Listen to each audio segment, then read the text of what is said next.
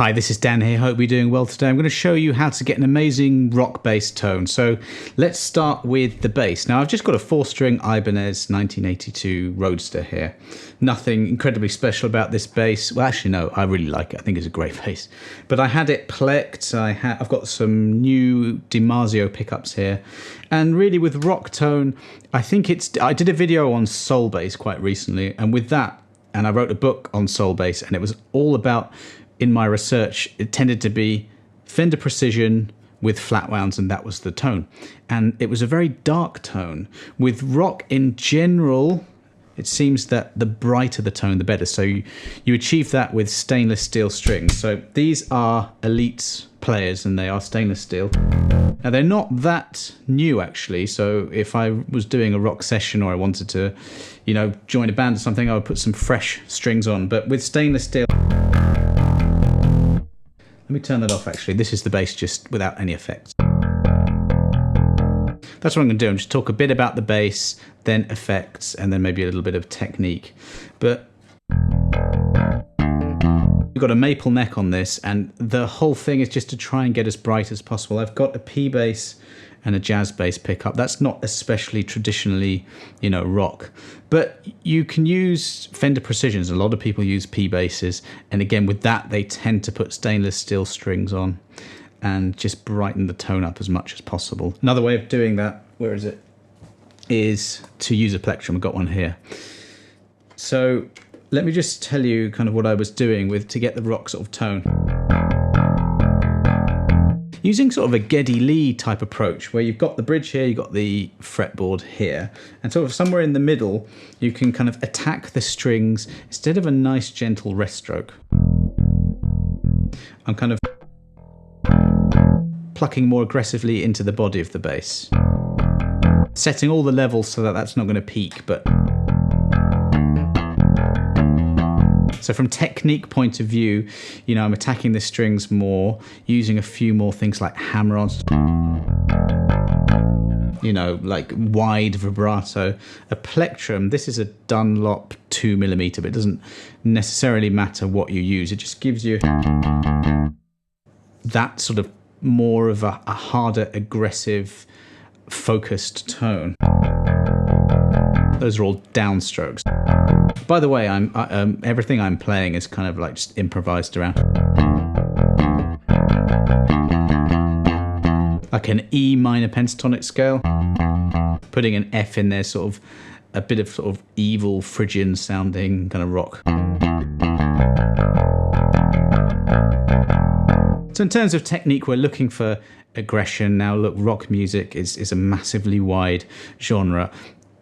You don't always want that sort of aggression. You can dial it back, You can do all kinds of different attacks with your fingers or with a plectrum. So, just modify this how you will. But if we have a look at the effects here, I've got a compressor and something that adds a little bit more overdrive. That's the Tech 21 VT bass, and then a bit more of a fuzz that's going into this really cool blend pedal. I'll go through them one by one. So this is just one out of so many different ways that you can get a rock tone. This is not like, not everyone uses these all the time, but the compressor kind of, it adds sustain. And with your fuzz,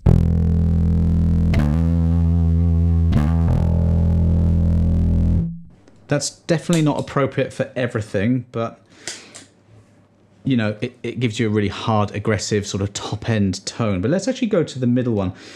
Now, obviously, I'm just going bass into pedals straight into Logic via a Universal Audio Arrow. Now, if I were doing this live, you don't necessarily have to have a massive Ampeg SVT stack. Now, if you have one, congratulations, brilliant. That is probably the ultimate rock tone, is to have a big tube amp on stage with an 8x10 cabinet. Not all of us can do that. Not all of our backs want to do that. So what I might do is just have an amp and just use some pedals to create the sort of overdriven sound. So this VT bass is quite good at, I've just set something up here, so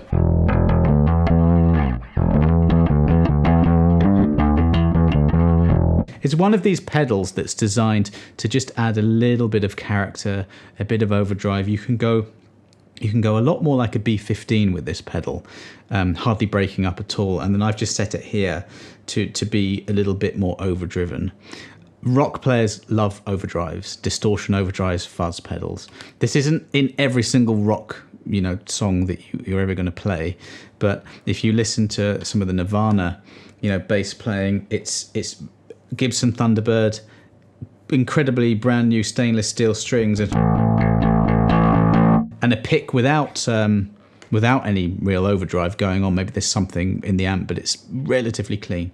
So if you want to dirty up the signal a bit, you can get all kinds of pedals that do this kind of thing. Just add a little bit of grit on top, and you can go more extreme. But this is a bit more subtle than the next one, which is a ZVEX Mastertron, which is a cool name.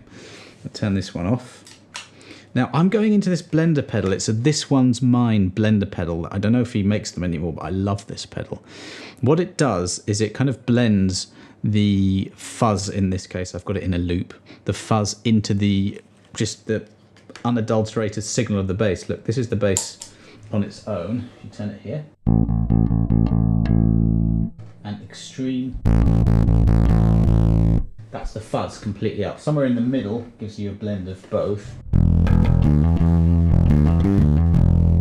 I'm a big fan of that idea of preserving the low end, especially when you use effects on bass. You tend to lose a bit of that low end.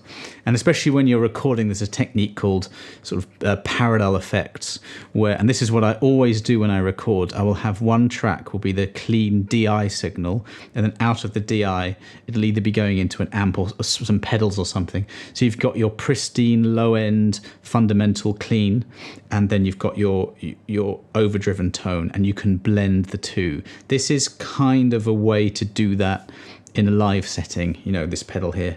But any pedal with a mix knob on it is really cool. You can just dial some of the low end back in, because that's one of the first things to go is low end when you use pedals. Here's a much more obnoxious sound that I've dialed into the ZVEX. So that's nothing, because I've extreme this side. Here's it.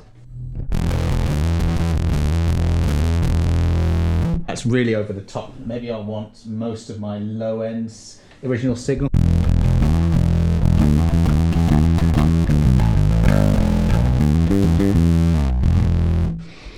That's obviously not going to be appropriate for lots of styles, even of rock, but fuzz tends to be a little bit more in your face than that, and the overdrive settings that you can get from a pedal like the VT bass, you can be more subtle. Let's do that. Let's dial in something a little more subtle. So here's the pedal bypassed,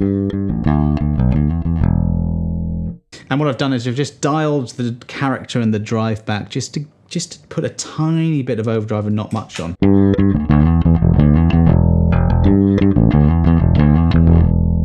To me, that's a great rock tone, and it's subtle. Now, you're not hearing this in the mix with other musicians, and especially when you're with guitars that are distorted, you've got this mid-range competition going on. So what I recommend you do is just play around in a band setting and work out what fits. And if you're recording, you'll definitely want to take a clean signal, because it might be too distorted, it might be too overdriven, and also maybe aim for subtle.